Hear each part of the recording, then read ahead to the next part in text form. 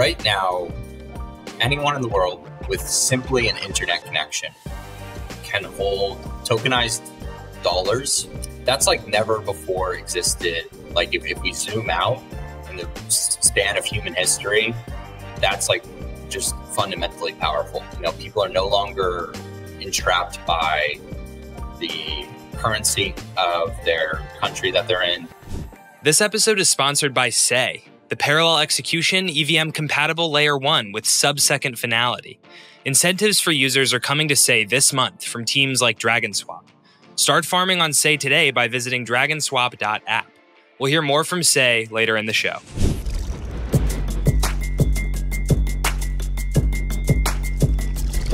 Hello and welcome back to another episode of Lightspeed. Today we have MacBrennan Pete rejoining the pod after being on Lightspeed episode number 2 way back in June of 2023, I believe, June or July. MacBrennan Pete is the co-founder of Margin Group, which is the developer company behind MarginFi, one of the larger DeFi protocols on Solana. MacBrennan, thanks for coming back and rejoining the pod. Thank you for having me. Are you? Is your summer closing out well? I know you're New York based. It feels a little more fall like here, but things are going well. Yeah, it's been a very busy summer, so I haven't gotten to enjoy all of it. I'm looking to enjoy. I'll be in Singapore for the Solana Breakpoint conference, so maybe that'll be fun. But I'm a warm weather person, so I'm much happier in the summer than in the winter. 100%, man. Yeah. I looked into going to Breakpoint. I ultimately didn't. Is it like more than 24 hours travel time to get to Singapore for you? All the flights I was looking at were just atrocious. Yeah. So fun fact, before my main spot was in New York, I lived in Singapore for like about 8 months a year. And New York to Singapore is the longest commercial flight in the world, nonstop. And I've done that one about like 8 times. It's like an 18-hour flight nonstop. Yeah. Jeez, man. That's a long time to be in a single airplane. I don't know how they keep it up for that long. That's crazy. There you go. Fun fact. Things you didn't expect to get on Lightspeed. But but we do not have MacBrennan here to talk about airplanes entirely. We also are sort of going to get into what's an interesting point of time in crypto markets, in Solana in general, and sort of a very interesting kind of tweet that set off some conversation between MacBrennan and myself. But before we do all that, the last episode you were on, which I was watching while prepping for this episode, was basically Solana DeFi 2.0, you know, the comeback, the return, what's going to characterize it.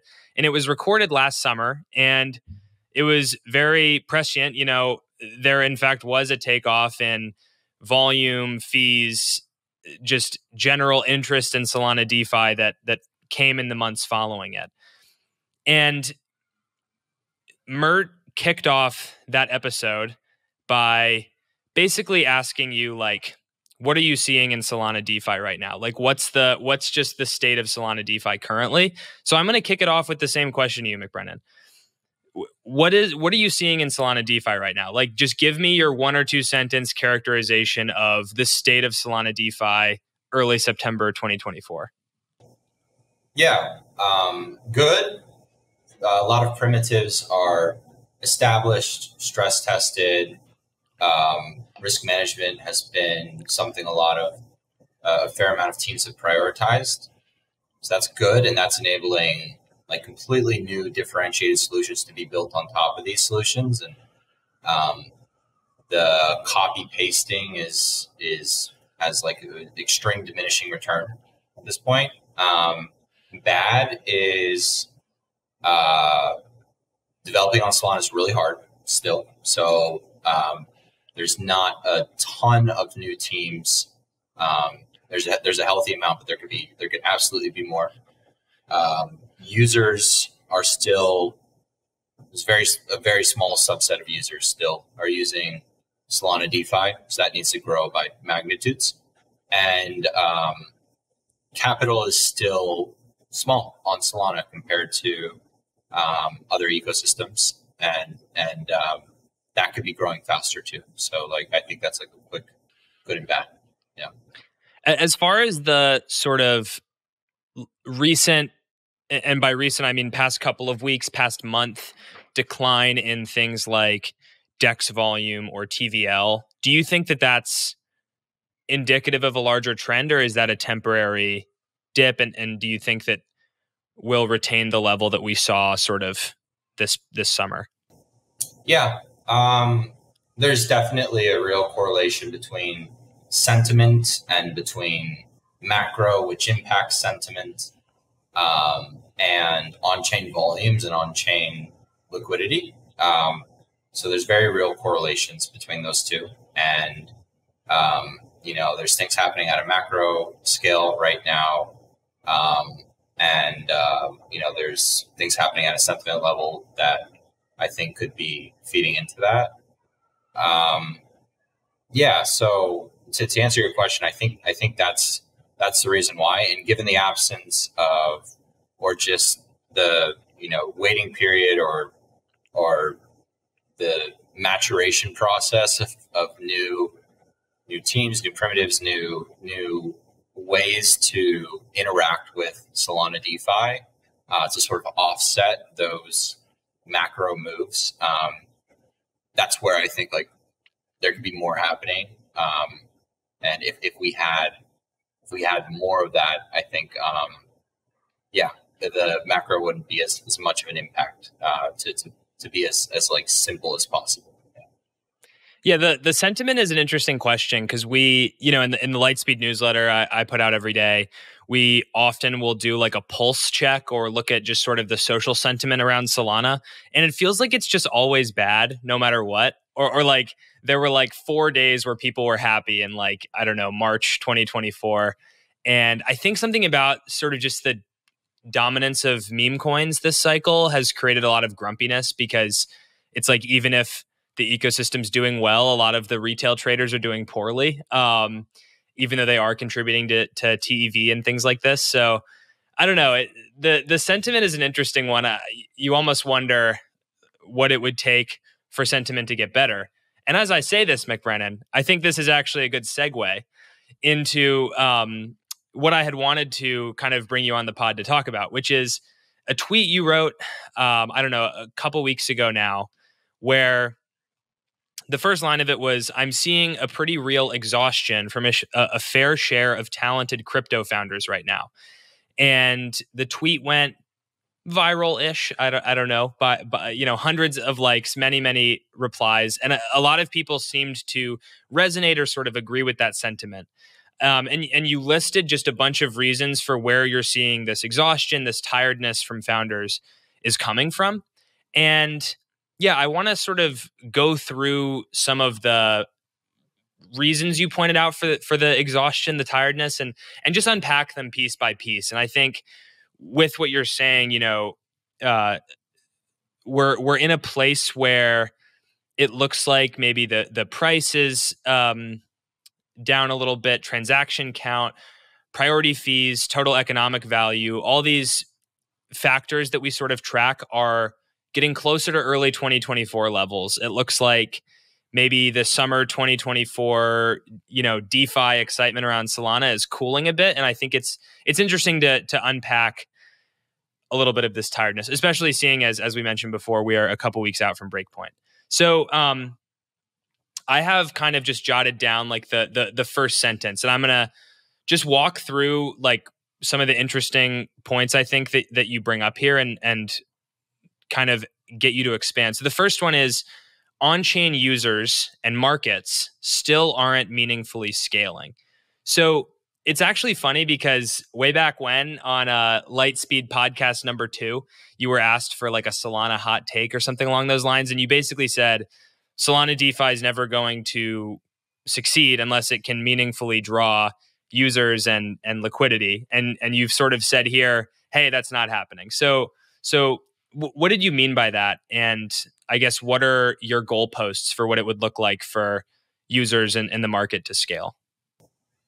Yeah, I think one quick tidbit before I I dive into that is also, I think at Margin we're very pragmatic. I think a lot of like Solana is very pragmatic, which I enjoy a lot. Like we're not, we don't enjoy gaslighting or sort of like saying things are better than they really are.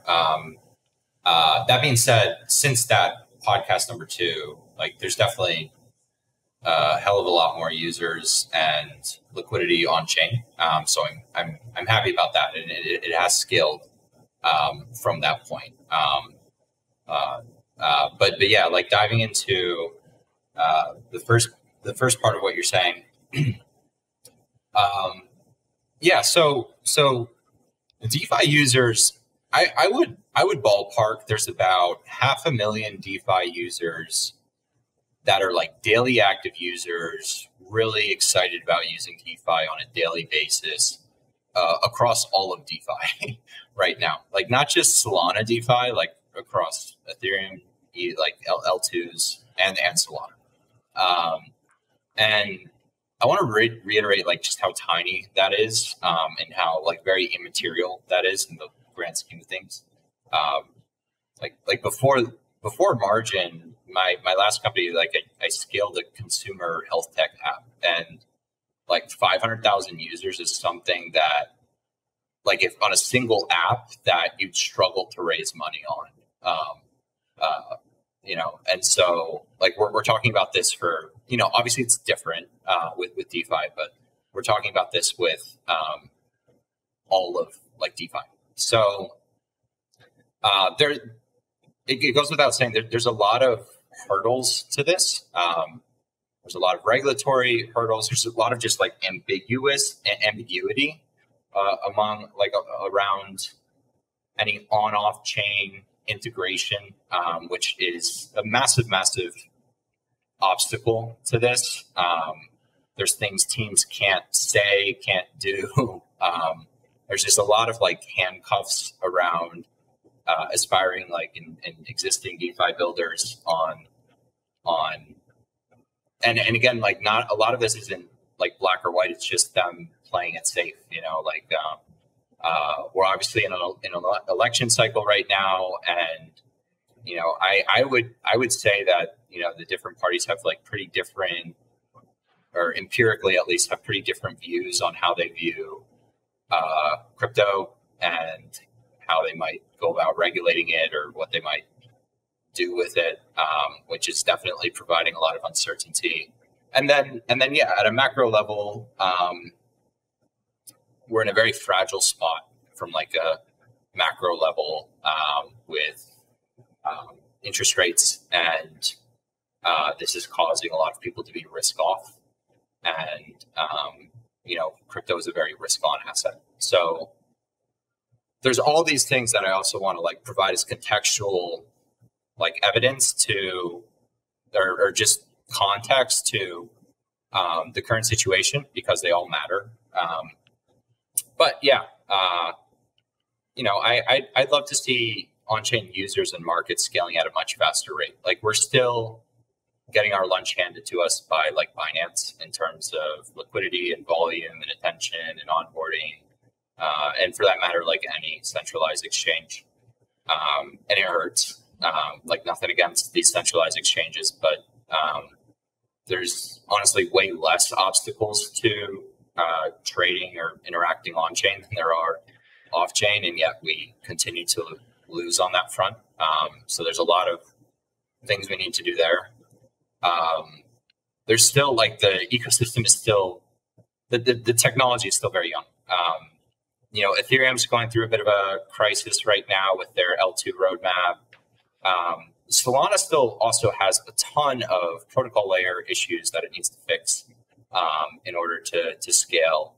And a lot of teams have been backtracking and doing what they can in-house to remedy some of these problems. Like a tangible example of that is we've done a lot of work at MarginFi on our Oracle systems, and the Oracles themselves have had to move from like push-based models to pool-based models. All of this is like really in reaction to just inefficiencies in Solana and things that need to be worked on. and that's just one of like many examples. There's like tangible examples on our risk management side and all of that. And DeFi is also just like a slower moving beast. Every new protocol addition we put out at MarginFi typically, like not typically, always gets double audited and like goes through this extensive review process. And we look at the financial risk, the smart contract risk, and like a bunch of like nuanced things in between. And so the rate of like building is sort of like limited by that as well. So yeah, I'm just throwing out a bunch of like contextual things that I think may be contributing to this, that definitely are contributing to this as well. And all that aside, we've still seen very like net new users are very, very small. And I'd love to be scaling by 500,000 users a day, not like have that total across the industry. Yeah, and I appreciate the context you added there, because I do think it's important to, this is going to be maybe a bit more of a dour episode in terms of tone, but that's because like at Lightspeed, we're not necessarily interested in just shilling Solana no matter what's happening. We want to kind of get closer to the truth. And so I kind of appreciated your tweet just as a journalist, because it felt like a saying the quiet part out loud moment a little bit, where a lot of other people were seeing similar things. And it was very clear in sort of the response that the tweet got. The Sei network brought parallel execution to the EVM with their V2 update this past spring. Sub-second finality and massive throughput are now available to EVM developers everywhere on Sei's high-performance Layer 1. Incentives for users are coming to Sei this month from teams like DragonSwap. Start farming on Sei today by visiting dragonswap.app. That's dragonswap.app. Thanks again to Sei for sponsoring today's episode. Something I've been thinking about in recent weeks and even talking about on this podcast a fair bit is, why aren't there new users? It almost, you said there's almost no net new users. In some ways, you could even argue there's fewer. I don't know if that's exactly the case, but in terms of liquidity that's just dormant, I know certainly in media, there's less attention than there was in the kind of pre-FTX days. So what do you think sort of on the DeFi side is causing that lack of user growth? Yeah. Everything to do on chain right now still involves either governance tokens, stable coins, or like the underlying protocol token and like LSTs. And that's it. That's really it. And so you can make these like directional trades and you can speculate on these things, but outside of speculation, we're still struggling on the use cases front. The obvious like answer here, and a place Solana has invested very heavily, is like tokenizing physical infrastructure and physical companies, like off-chain companies, like bringing them on chain basically. And this is great. This is fantastic. It's just that also like faces a bunch of hurdles once again on the regulatory side, and just there's a bunch of ambiguity there. And so there's very limited examples still of these companies, and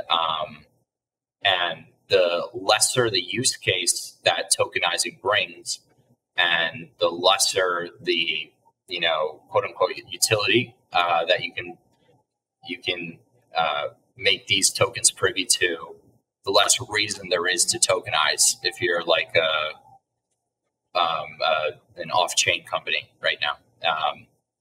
And so that area is lacking. Like as a founder, I'm really interested in just things that solve problems and like the intersection of crypto on that. And like crypto's shown itself to be really good at decentralization, at censorship resistance, at sort of like aggregating resources and permissionless access to things. And that could be applied to a ton of existing companies. It's just very slow. And until that happens, Until that happens, we're left like speculating with the same assets over and over again, and that's sort of a turnoff to like a lot of people looking at crypto from the outside and wondering how they could get involved. If that becomes the only thing that is you can build companies around and be more safe on the reg side, it creates a lot of exhaustion. Yeah, I've tended to fall in the same place with this, which is if you want to figure out why there don't seem to be new users since 2021, probably the answer is that there's not new uses that have emerged that are very compelling. It sort of is the best predominant use case continues to be kind of speculating on the prices of tokens, which is a use case and it is a business. And I think Pump Fun deserves its flowers a little bit for doing just an incredible amount of revenue after it was launched. But yeah, everyone is, or many people have heard about crypto at this point. And so you'll kind of have the knee-jerk reaction of, is this something that interests you or is it not? And if it isn't, there's not really a compelling reason for you to get involved. And like, obviously there are many apps that are trying to build into this, but I do sort of tend to fall into that thinking as well. I guess I'm curious, MacBrennan, like just to break that down a little bit, it seems like there are three stakeholders when it comes to the lack of new uses. There's users, ultimately, because if users demand one thing, there's going to be an incentive to build for them. There are investors who, are the people funding your projects, letting you feed yourself and stuff. And then there's, I guess, regulation. This very unclear environment for how tokens will be classified, whether crypto companies will be allowed to exist, things like that. And founders kind of are like, have maybe these three stakeholders in mind as they're building and working on projects. So I guess of those three stakeholders, so users, investors, regulators, which do you think is the most responsible for the kind of current lack of new ideas or lack of new use cases to come out in the past couple of years? Yeah, well, users have issues and problems, and in reality, just like optimizations. You can build incredible companies based off of just optimizations to things users are doing on an everyday basis, or things users will be doing on an everyday basis. And it's the job of founders typically to find these optimizations and build a business model around that. And so we tend to keep solving for crypto native optimizations because there's an immediate, like the demand is met with like a crypto native solution. And so there's this like happy unison of like problem and solution. There's just like a ton of optimizations that users have in everyday life in which crypto could provide a lot of benefit for. And the founder selection there is poor because of regulations and because of just, again, ambiguity, because there's not a lot of, when we say regulations, there's typically not a lot of regulations for a lot of these optimizations where it's very clear that you can't do something or you can do something. There's just uncertainty towards what regulators will say in the future on if you can or can't do this. And yeah, I think there's a lot of headwinds to founder solving, these non-crypto native optimizations, and so that's where net new users would come from. Those users are not using crypto solutions, so there's that. So I think it's like a problem of founders and then just supporting infrastructure regs. Yeah, and in reality, like the developer community in crypto is still like super tiny. it's building on Solana is not fast. It's not something you can like spin up in a weekend. You need to take precautions on behalf of your users when something is permissionless and on chain, and make sure like security is tight and risk is tight. There's still a very small group of teams building in crypto at large. So I think this needs to grow dramatically as well, and then more of these founders will just be tackling these newer problems, and these newer problems will lead to new solutions. Mm-hmm. This is an aside maybe, but do you have a take on like Claude AI and some of these AI software development tools we're seeing? Is that going to like meaningfully change kind of the crypto developer world? Yeah. So I think this is actually much more of an enabler for like off-chain app development, because you typically have a lot more controls on off-chain app development. And, if you're building a consumer app, it's not nearly as mission critical as building like a DeFi app. The problem is if you hook up Cursor and Claude and build a new DeFi app, if you do something wrong, people will lose all their money. So there is like still a lot of like manual intervention and oversight needed for building crypto products. And that can be solved for. Like that's not always going to be the way it is. Like you could build this, like we could do a better job of an ecosystem of building these like building blocks that are audited and sort of like very modular, that you can then use to build the critical parts of an on-chain application. And this is also why and like obviously there's like 25 teams building solutions on top of MarginFi right now, and they get the benefit of knowing, the MarginFi integration is extremely stress tested and it's double audited, it's open source, it's code verified, it's been through extreme like risk management solutions and acted in the way it should. So if we had more of that as well, that would speed up the developer process. I would love for people to be able to spin up projects in a weekend using Cursor, Claude AI, and solve these new use cases for crypto. There's just a lot of still like necessary security and risk decisions you need to make if you do that. Okay, interesting. Yeah, I'd wanted to kind of get your take, because I've been seeing all of these, videos on Twitter of people creating apps with Claude in like 30 minutes or whatever. Yeah. And I think it's a fascinating use case for these LLMs.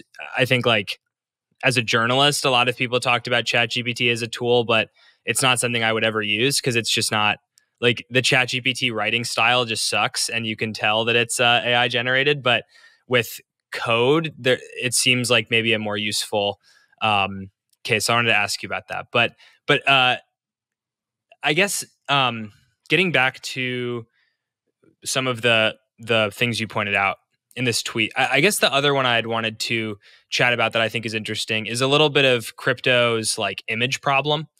So you wrote, the crypto space continues to be extremely racist / homophobic / bigoted in basically every way, which is pretty spicy. And so I wanted to get you to expand on it. And I will say, like, I think that I'm someone who in my personal life, a lot of my friends are not related to crypto at all. And this image problem is very real. And I don't really have any friends that would seriously consider working in crypto or whatever, because for better or for worse, I just think that the world we live in is one where to many people who are not in crypto is not looked upon in a favorable light. Yeah. So yeah, expand on sort of what you meant in that section. No, I think we need to be really real about this. People discount this problem severely. This impacts the way regulators look at us. This impacts the way nation states look at us. This impacts the way consumers look at us. If our industry to the average person on the street is just repeatedly cringy, scammy, bigoted, and full of technical, like very technical, very very high barriers of entry. We will absolutely never make sufficient positive progress with regulators, with nation states, with new users, with new communities and new countries, and yeah, it's frustrating. You do want a level of legitimacy, and that doesn't mean you have to do. You sort of have to follow this set path and wear a suit and tie and whatever. But yeah, we're fighting an uphill battle. Like the fact that Elizabeth Warren can run a campaign of fighting, building an anti-crypto army, and a ton of voters will resonate around that and want to get behind that and see that as very legitimate, is a massive problem. You would never say that I'm building an anti grocery store army, or I'm building an anti any sort of essential to your life. People would look at you like you're crazy, or even really I'm building an anti-internet army. No, everyone needs the internet to survive, right? And crypto's just not on that level right now. And so politicians can make it part of their platform to completely derail this industry, or try to, and people will get behind that and support that. And there's obviously a lot of invested interest that want to fund that and push that further, because crypto does a lot of things that are much better than what exists in traditional life, right? There's a reason crypto's so cool, is because it works better than in a lot of ways the traditional finance system that we use. There's a lot of actual real optimizations, and even there's a lot of things that right now are not as great but have a clear path of being better moving forward. And so I wish the industry would latch on to that more and use that as a platform. And yeah, just every time there's a major hack, every time a celebrity gets on and pump and dumps, every time there's a new arrest or a scam or something cringe, that just takes us down a notch in legitimacy with public perception, with your friends that don't work in crypto, with regulators that want to draft legislation around this. So yeah, I think people tend to discount that a lot, and it's very hand wavy. Everything I just said was very high level, but it matters a lot. Yeah, I think if you're a founder or someone who's working in the crypto ecosystem, it's worth thinking through, how do you translate crypto to a broader audience? Because I think one of the things that I tend to notice is crypto talks to itself a lot. So all of crypto happens on Twitter. I was talking to a founder the other day, and he's like, yeah, I'm trying to convince my marketing guy to post on LinkedIn. And he's like, no, let's just do Twitter all the time. Cause that's, where you can go viral.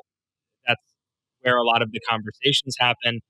But that, like you laid out in detail earlier, there's limitations to just building for the users that are already there. And I think that we're sort of tribalist people. It's part of human nature, and so it's really kind of seductive to want to just pull up on crypto Twitter and go to the same conferences and interact with the same people and do all of these things. But yeah, there's just a really large kind of market that isn't being touched yet, and I don't think that Web3 mass adoption, quote unquote, looks like Web2 mass adoption, because these are financialized apps that aren't going to be as easy as, say, downloading Instagram and setting up an account.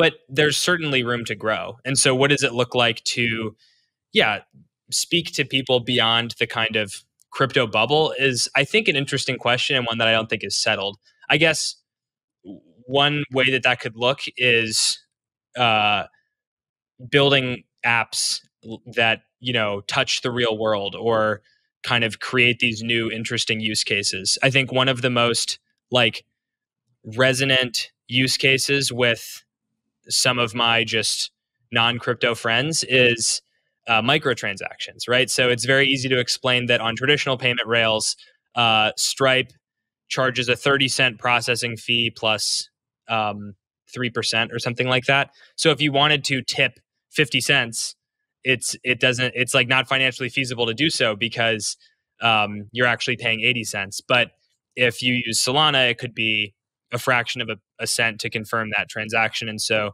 microtransactions actually make sense that can't exist in the current world. So stuff like that seems like low-hanging fruit that really could draw people, I think needs to be iterated on more. But yeah, the kind of building for whales and the current users that exist is very seductive. So it makes sense, I guess, why people are doing it.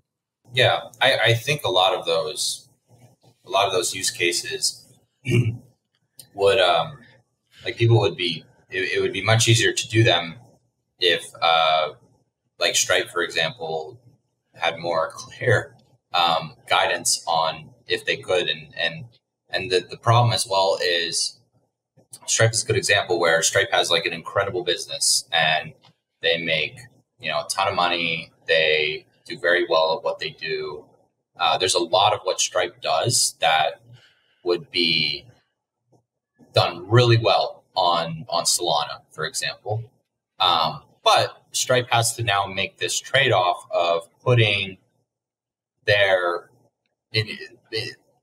company at risk in order to make this step because they're not sure if and also justifying the investment and just the shift in priorities and focus to moving a lot of their internal balances to Solana, or a lot of their country to country payments on Solana.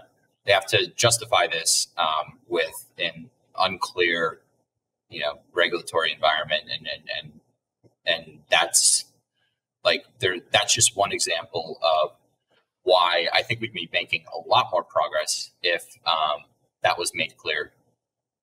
Mm-hmm. So I think we've covered this pretty substantively.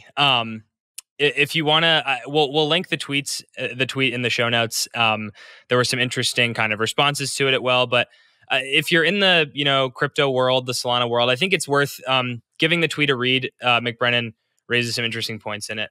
I want to transition a little bit to just chatting about MarginFi because it's been a bit since you've been on the pod.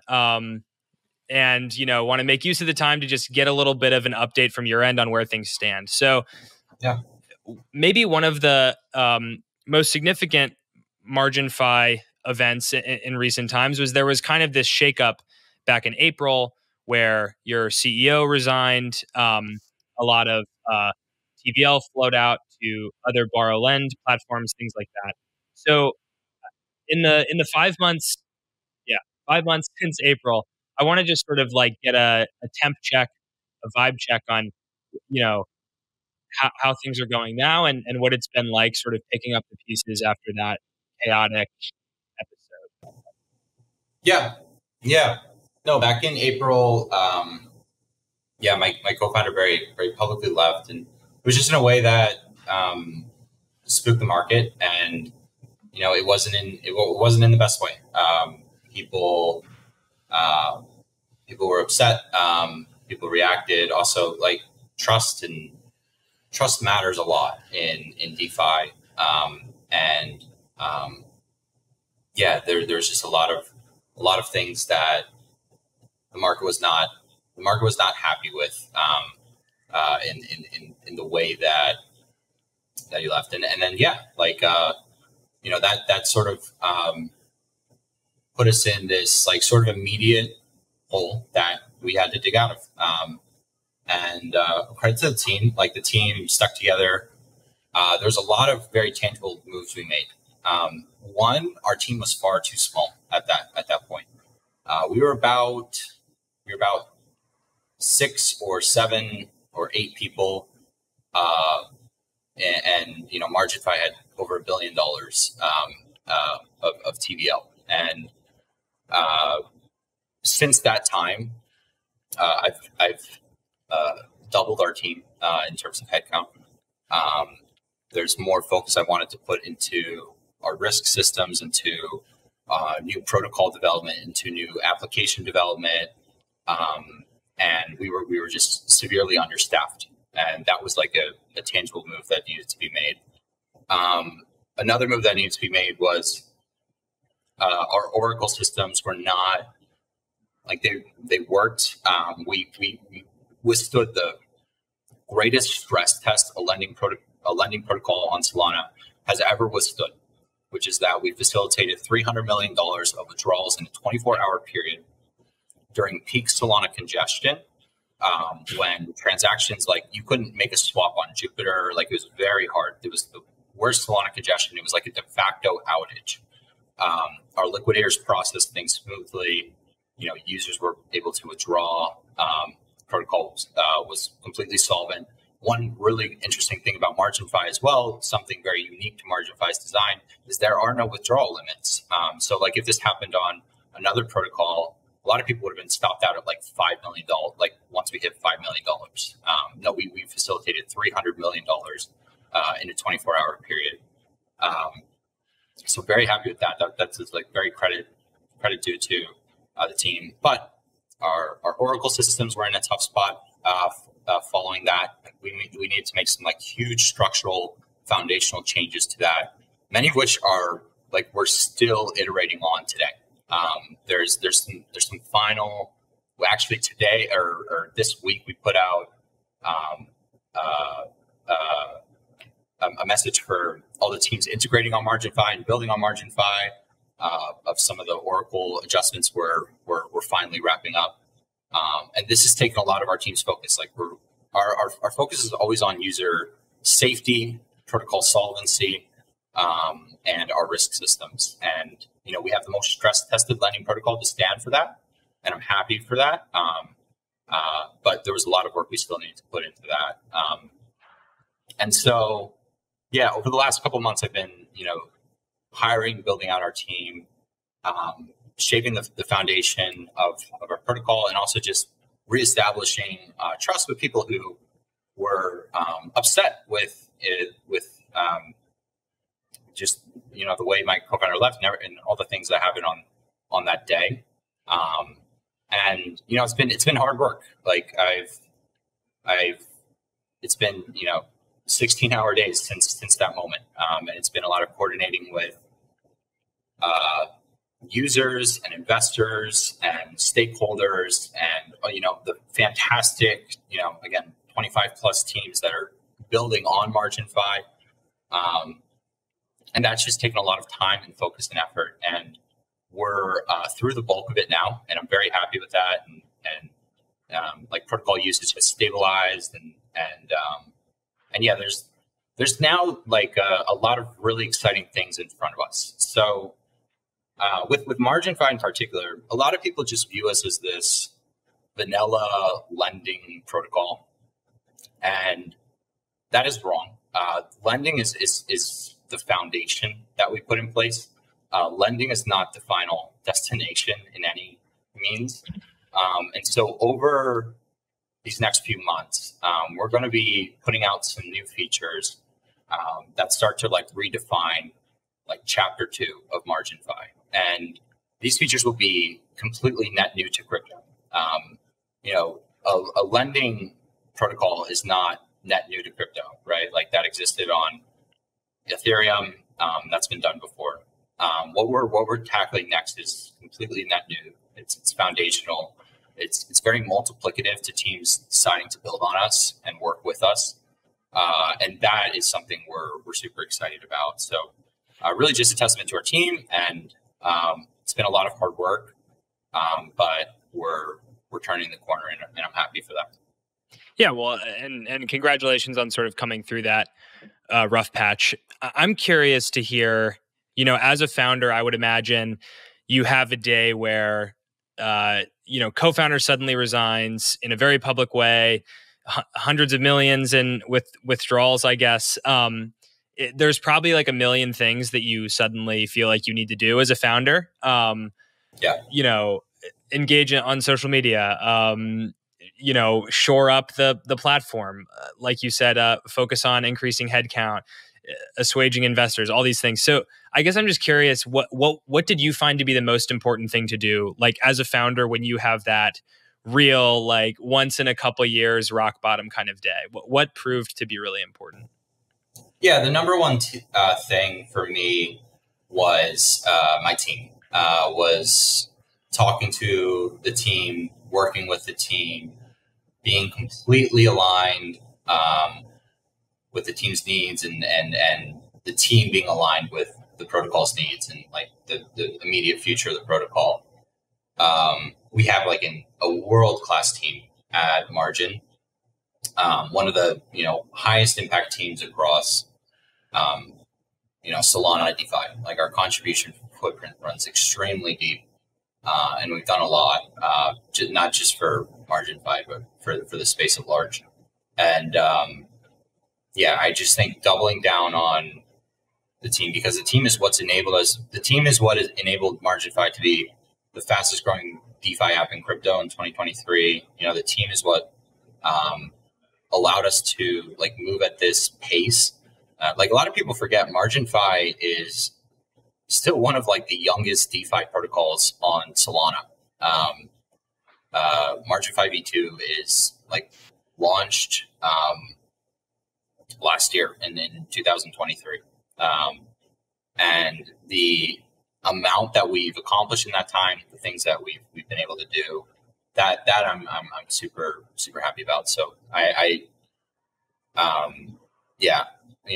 I did it again, hopefully not. I would, I would just focus in on the team, and then what's awesome as well is we've had, an awesome group of investors, like particularly Multicoin, Pantera, and Solana Ventures have been phenomenal partners, and they deserve to be credited, and I'm very happy to be working with them.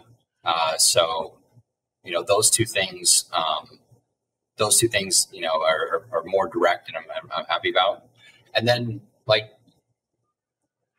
we have a ton of power users, a ton of people deriving like unique benefit from MarginFi, and there's a lot of users where we still haven't captured, and a lot of users that we want to serve. And so like my focus moving forward is on building for these immediate users, building for these future users, and just doing everything I can, getting like working through the operational hurdles that's been in front of us, and getting to a point where I can be I can just give users an awesome product. So and our team can give users an awesome product. So that's like the work in front of us. Yeah. Mm-hmm. So I guess I want to take these last few minutes here, MacBrennan. We've given a lot of airtime to maybe some of the challenges facing crypto. I just want to ask you, what makes you optimistic as you look out at the crypto landscape, the Solana world, what you're building at MarginFi? What are you really optimistic about these days? Yeah. Well, let's take MarginFi as an example. Right now, anyone in the world with simply an internet connection can hold tokenized dollars and earn 15%, 20%, 10% over collateralized, open source, code verified, transparent yields on that. That is the first time, and they can do it for a penny in transaction costs. That's like never before existed. Like if we zoom out in the span of human history, that's like just fundamentally powerful. People are no longer entrapped by the currency of their local country or their country that they're in. They're no longer entrapped by, all these like rules and barriers to getting access to, things they want, and they can do it permissionlessly and without needing to produce a credit score or a KYC document or any of that. So like just going back to the basics, that's super, super cool. And in reality, like there's a ton of people, like think of how much of the world is using like just traditional checking accounts, savings accounts. They're getting ripped off. They wouldn't be on MarginFi. They'd be getting a better yield. They wouldn't have limits on when they could withdraw or send to other people. They wouldn't have the fees that they have to pay. Everything would be programmatic. And so I'm super optimistic about simple stuff like that, obviously, like because that's a massive enabler.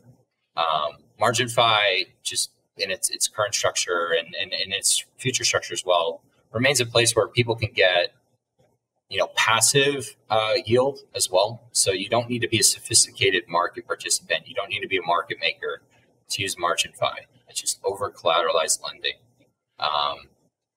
So that's super cool. And so like I remain very optimistic. Like there's a reason I'm excited about the foundation MarginFi is now put in place. And then I think a lot of this like just is very applicable to other use cases within crypto, where like I'm excited when more like physical stuff gets tokenized and people get permissionless access to it. I'm excited about that tokenized stuff being more ownership driven and having ownership rights and people having upside in sort of like this, just the growth of the world and like the commercial things across the world and like the public things across the world. I'm still very pro America, and I'd like to see the US stablecoin like be used more and more across countries that are left with like really poor native currency options. That's super powerful, and that is happening. And then I'd love to see people put those stablecoins to work in like MarginFi, for example. So zooming out and going back to the basics, like this censorship resistant, decentralized, permissionless network enabling things that are decentralized, permissionless, transparent. That's super cool. And so anything that leverages those inherent qualities of crypto to users' benefit and to the private enterprises' benefit or the public goods benefit or whatever is super exciting to me. Absolutely, yeah. I honestly, MacBrennan, think that's a good note to leave things on. A note of optimism to send us out of here. But it's been a lot of fun having you on. And honestly, thank you for just your candor. I think listeners will be really well served to hear some of the more kind of unfiltered takes you have to offer. Best of luck going founder mode, continuing to build margin and with some of these features you've mentioned coming up. I'll certainly be excited to follow and have you on the podcast again in the future. Thanks so much for joining, man. Thanks for having me. This episode would not have been possible without the Sei network. Don't forget, user incentives are coming to Sei from teams like DragonSwap. Make sure to check out Sei today. You can start farming on Sei by visiting dragonswap.app.